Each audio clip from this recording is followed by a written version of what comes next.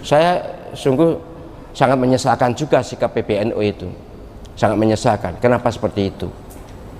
Tapi oke lah, itu hak mereka sebagai pengurus, silakan aja. Tapi mestinya hal-hal yang terkait dengan keilmuan itu biar menggelinding, biar didiskusikan di masyarakat. Mestinya harus berani dialog terbuka itu, yang pro maupun yang kontra.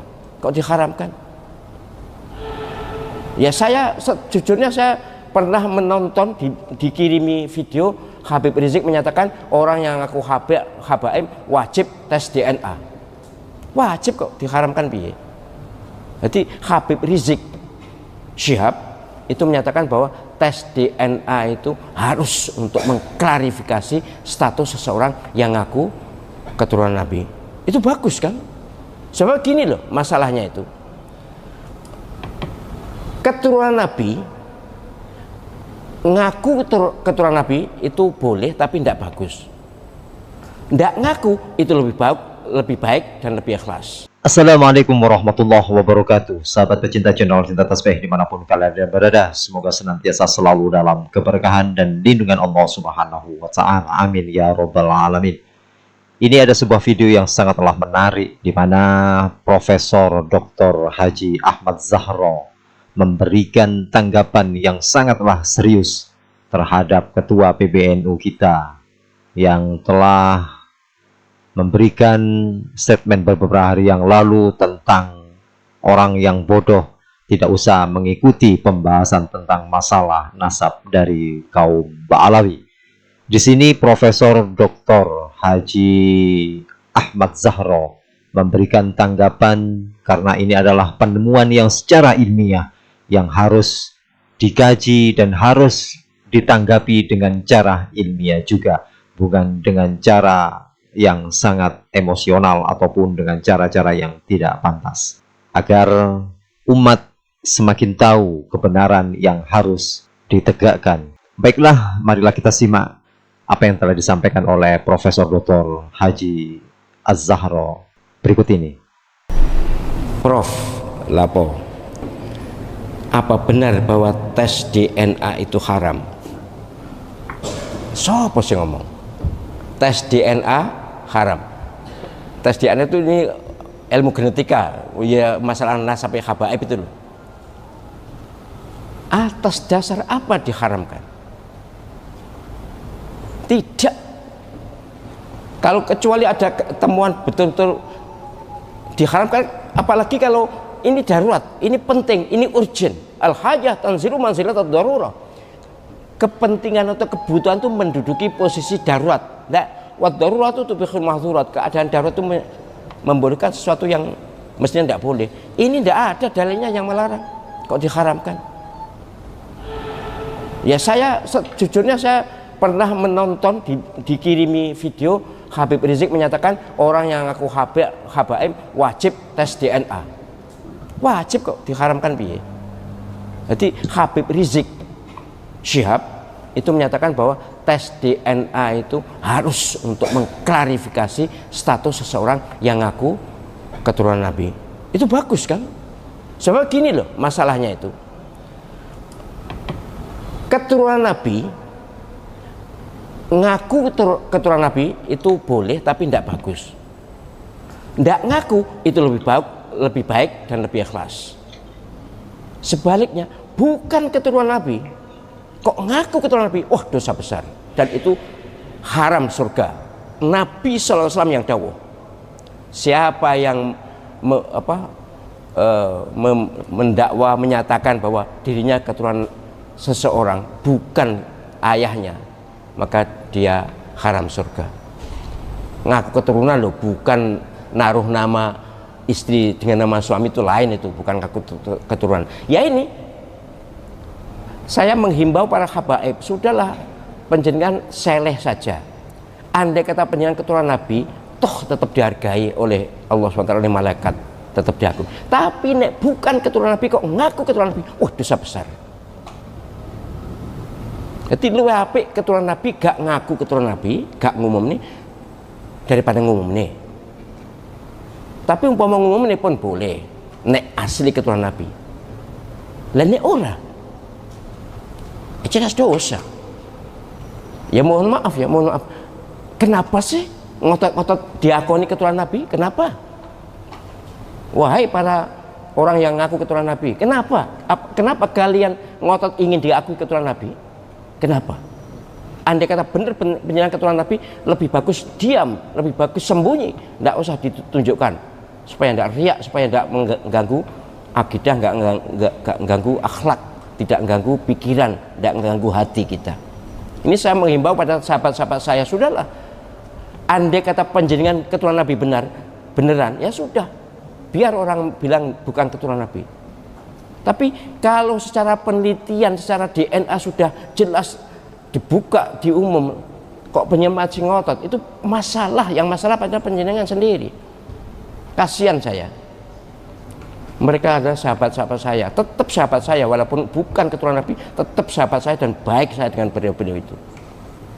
Perkara sing kelakuannya gak cocok karo tuntunan Nabi, ya itu urusan pribadi, tapi ya adalah kita ini menghormati pada semuanya.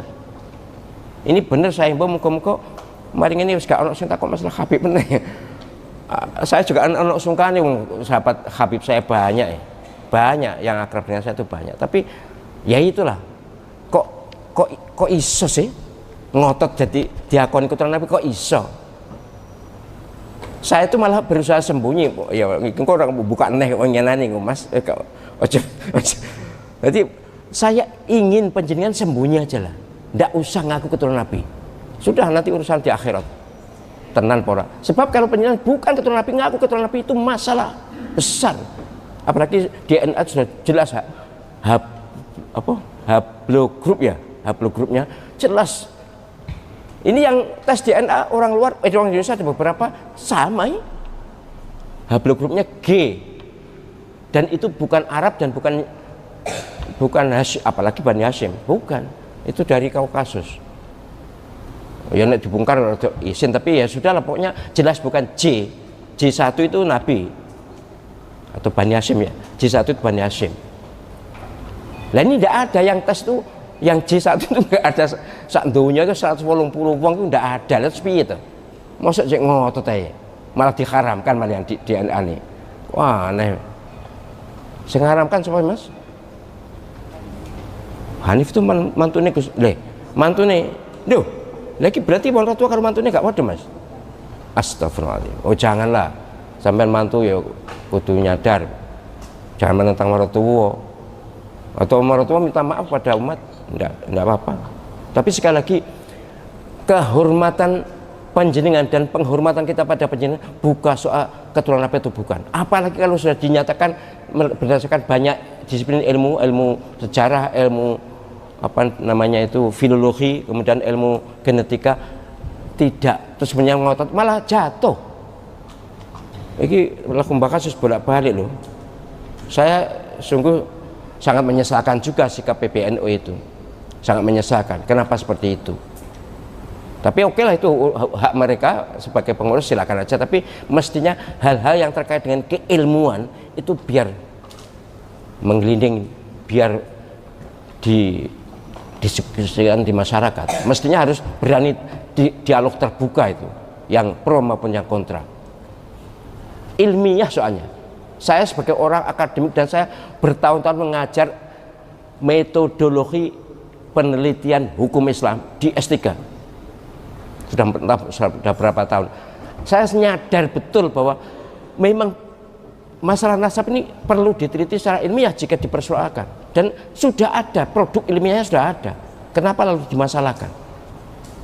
Pakai baik sangka lagi, pakai apa? Syuhra wal istifadah. Kalau tidak diperselisihkan, oke, tidak apa-apa. Zaman dulu memang tidak diperselisihkan. Mbah Hashim atau Mbah Nawawi Banten dan lain-lain sebagai ulama, iya, tapi bukan ahli nasab mereka. Tapi mereka karena tidak ada yang mempermasalahkan, maka bisa digunakan asyuhrah wal istifadah, pengakuan secara umum. Tapi kalau ada yang mempermasalahkan dan bisa menunjukkan bukti, lalu apa untungnya tetap ngotot ngaku keturunan Nabi itu? Apa tidak takut dengan risiko? Nanti baca surat Al-Ahzab ayat 2 dan seterusnya itu, betapa Allah SWT murka kepada orang yang menasabkan, bukan keturunannya. Menasabkan loh. Mohon dibedakan antara panjenengan istri kemudian namanya ditambahkan suami, misalnya Mas Khalid, istri apa jenis Mas? Iva Khalid. Wah, lo ceramah, oh itu dosa, itu haram bau surga, ngaji le. Itu kan bukan menasabkan, itu mengakui sebagai suami, bukan menasabkan. Ya memang afdolnya dengan orang tuanya, tapi kan supaya suami merasa dihargai, ya oke, tidak ada masalah itu. Yang dilarang oleh Allah SWT itu mengalihkan nasab. Misalnya yang di surat Al-Ahzab itu Zaid bin Muhammad, padahal jelas bukan bin Muhammad tapi bin Harithah kan. Itu yang dilarang, dan itu bisa diambil, dipetik sebagai pelajaran untuk para siapapun yang ngaku keturunan Nabi. Sekali lagi Mas, kalau ada fasilitas tes DNA saya mau kok. Engkau tak umum, tapi juga tak umum nih, nek gak tak umum nih, tapi nek yo gak tak umum nih, nek gak tak umum nih. Bayar pira sih Mas? Cobalah cari info Mas, sampean cari info gimana dan bayar berapa. Saya ingin supaya orang-orang ini segera menyadari bahwa masalah nasab ini sesungguhnya tidak ada pentingnya untuk diperdebatkan, dan apalagi ngaku-ngaku nasab Nabi SAW tapi kelakuan tidak sama sekali mencerminkan apa tuntunan Nabi, kan malah bahaya itu. Kok doang banget masalah nasab ini. Iki goro-goro ini. Ustadz, kata seorang tokoh, iki enek jenenge, orang bodoh jangan bertingkah, gak usah kakean takok, ikut aja ulama. Iya, kalau ulamanya bisa diikuti ya enggak apa-apa. Memang ulama umumnya bisa diikuti, tapi kalau soal nasab ini enggak bisa kita mengandalkan alimnya seseorang, tapi harus alim dalam pengertian apa? Alim agama loh. Tapi ini nasab ini kan bukan soal kealiman ilmu agama, tapi iya ilmu nasab lah. Saya profesor tapi fikih, bukan nasab, maka saya pertimbangkan hasil penelitian orang. Terus gitu ya, jadi enggak usah dianu ini. Apapun dengan baik sangka tidak boleh. Apa benar banyak pemalsuan makam? Aduh, lebih dalam lagi. Apa benar banyak pemalsuan nasab? Pemalsuan makam? Iya. Berdasarkan apa yang saya tonton di video atau yang dikirimkan orang ke saya, video-video pemalsuan makam, dan makam itu kemudian setelah 1 tahun dapat 2 karung uang, gitu. Ada bukti YouTube-nya. Sopos yang memasukkan terserah, nek merasa tersinggung ya silakan aja, tapi ini memang ada, bukan hanya 1 2, puluhan bahkan ratusan makam ketahuan sekarang. Mosok nek wis ngene iki ya cik tetep begegek. Apa Mas begegek Mas? Kenapa begegek? Yang ngotot ya, kira-kira ngotot ya, cik ngotot ndak salah, kemudian semua diwalikan. Ya mohon maaf ya, ini apa benar-benar ada memang pemalsuan makam itu ada, minimal yang ditunjukkan kepada saya. Cuma saya memang ingin masalah ini tidak usah membongkar nama lah, saya tidak ingin menyebut nama supaya tidak menjatuhkan kredibilitas seseorang. Oh, wah kayaknya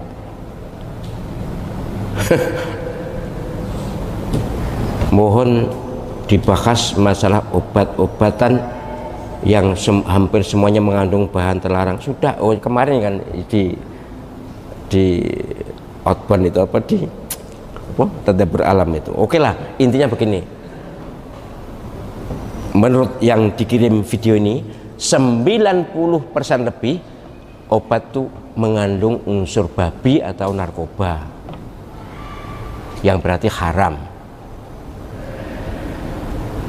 Nah, karena berobat hukumnya wajib dan obat itu termasuk media untuk menyembuhkan, dan penyembuhan itu menyangkut nyawa, maka ini boleh pakai pintu darurat. Artinya ini haram memang kalau tahu, apalagi haram, tapi karena untuk penyembuhan maka pakai pintu darurat. Ad-daruratu tubihul mahdzurat. Keadaan darurat itu membolehkan sesuatu yang dilarang. Tetapi saya menghimbau sebelum ke obat, ke jamu dulu lah ya. Jamu apa mas? Jamu kan bahasa Indonesia kan jamu juga. Ke jamu. Saya juga begitu. Saya hampir tidak pernah pakai obat. Hampir tidak pernah. Ya kalau pernah ya sedikit-sedikit. Sedikit ya, sedikit saja, dan hanya obat yang rendah-rendah itu, yang murah-murah itu aja. Itu terpaksa. Tapi usahakan sekedar pusing, sekedar apa, itu bisa tanpa obat. Saya membuktikan dan saya merasakan. Ya nek sebenarnya kalau penjenengan kan maha santri, ya mestinya banyu putih itu diwacane Fatihah, kemudian Allahumma rabban nas, doa sembuh ditiup, ombe beres. Mestinya ya apa gunanya penjenengan ikut KSS gak wani ngono. Ya begitu ya. Jadi oke, masalah obat boleh digunakan dalam keadaan sangat terpaksa. Itu nggih.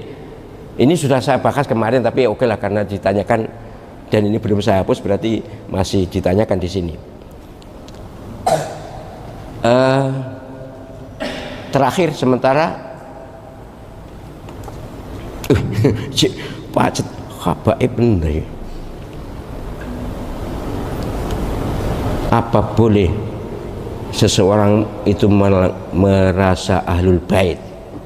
Ahlul bait itu keluarga dalam. Ahlul bait itu hanya 5 itu, Nabi Muhammad SAW, Sayyidina Ali, Sayyidah Fatimah, Sayyidina Hasan, Sayyidina Husain. Itu ahlul bait. Jangan kepedean. Jangan lalu innama yuridullahu liyudzabankum rijsa alal bait, lalu merasa ahlul bait merasa berhak memberi syafaat. Omongnya sapa? Yang berhak memberi syafaat itu adalah orang yang diizinkan Allah SWT, yaitu Rasulullah Muhammad SAW. Nggak terima ecek-ecek ngono kuwi, jangan merasa kepedean bisa memberi syafaat. Anda sendiri bermasalah kok. Kenapa lalu nak ngancam-ngancam, oh enggak saya beri syafaat. Waspadalah, di padang mahsyar hitungannya masing-masing. Tapi ini jadi ahlul bait, keluarga dalam itu ya 5 ini. Nabi Muhammad SAW, kemudian Sayyidina Ali, Sayyidah Fatimah, Sayyidina Hasan, Sayyidina Husain. Mestinya ya termasuk Sayyidah Khadijah mestinya, dan istri-istri Nabi SAW. Tapi yang disebutkan oleh para ulama itu 5, khomsatun itu ya 5 ini. Tapi yang jelas bukan dzurriyah yang sampai sekian puluh tahun itu bukan ahlul bait. Kalau keturunan ya keturunan, tapi bukan ahlul bait. Jangan kepedean, jangan menyeret pemahaman Al-Quran kepada mencari keuntungan pribadi. Terlalu besar risikonya. Soal agama jangan merasa paham sendiri.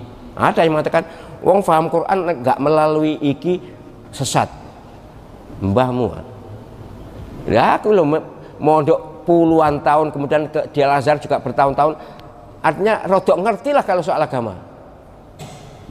Ya, jadi terpaksa saya ungkapkan ini karena saya gemreget. Apa mas gemreget? Kenapa Pak Arif? Gemreget itu gemes lah apik loh teh. Oh saya gemreget terus ngenai. Gemreget bahwa ada orang yang merasa keturunan Nabi kemudian mendominasi agama, bahwa dia paling paham agama. Alah, ya sayangnya kingkut terusnya sombong gitu, enggak pun. Artinya soal agama jangan merasa paling pintar, jangan. Kita juga banyak yang alim. Bangsa Indonesia itu entahlah keturunan siapapun, habaib atau bukan habaib, pokoknya orang yang mau ngaji mesti ngerti agama. Dan ini banyak. Kalau soal kedalaman ilmu susah untuk menyangi para kiai-kiai pesantren itu susah. Dan itu bukan, mereka tidak pernah ngaku keturunan Nabi, kiai-kiai kita itu. Dan di Arab juga gitu kok. Saya kan lama di Arab, bergaul dengan banyak orang Arab, tidak ada yang ngaku keturunan Nabi itu, tidak ada. Gini dah gak kena ya. Wis habaib tutup. Artinya bahasa habaib tutup, kecuali nek teng takok meneh. Baik, demikian yang bisa saya sampaikan. Terima kasih kehadiran dan perhatian jenengan semuanya.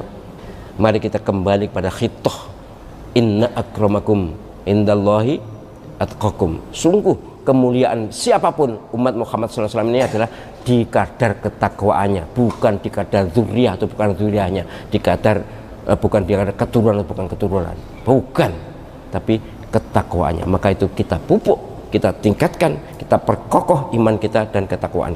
Sahabat pecinta channel Cinta Tasbih dimanapun kalian berada, itulah tanggapan dari Profesor Dr. Kiai Haji Ahmad Zahro, yang mana beliau sangat memberikan pencerahan buat umat, karena memang apa yang telah ditemukan oleh Kiai Haji Imaduddin Al-Bantani seharusnya dibantah dengan cara ilmiah juga. Bukan berarti Kiai Haji Imaduddin Al-Bantani ini adalah seorang pengadu domba atau menfitnah para habaib, karena ini adalah kajian yang harus benar-benar dibuka kepada umat, agar umat yang selama ini tidak mengetahui, yang selama ini terbodohi oleh oknum-oknum para habaib yang mengakui bahwasanya dirinya adalah keturunan dari baginda Rasulullah Muhammad SAW, akan tetapi sikap dan perilakunya tidak sesuai dengan apa yang telah dianjurkan oleh baginda kita Rasulullah Muhammad SAW. Nah, buat teman-teman yang mempunyai pendapat lain, tolong segera tulis di dalam kolom komentar. Terima kasih. Salam NKRI. Jazakumullah khairan katsiran. Assalamualaikum warahmatullahi wabarakatuh.